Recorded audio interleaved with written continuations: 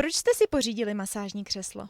Tak masážní křeslo jsme viděli v Lázních, když jsme byli na pobytu a strašně nás to zaujalo a ptali jsme se, od jaký firmy to mají. Takže jsme se začali potom pídit, pak jsme byli na okraji Prahy si to vyzkoušet a rozhodli jsme se, že si ho koupíme, protože manžel má Bechtěreva a já jsem po operaci páteře, tak jsme si říkali, že nám to vždycky prostě uvolní ty stuhlý svaly.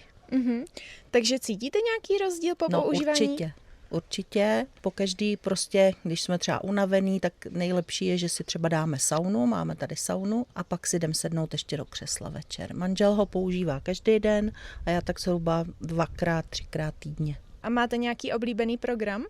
Já mám oblíbený program, to je thajská masáž.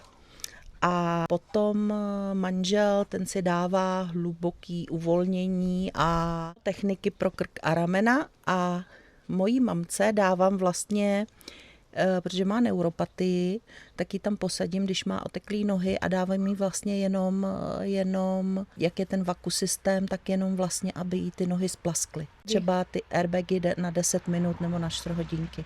A pomáhá to? Pomáhá. Vidíte rozdíl? No určitě. Určitě bych ho doporučila všem. Super.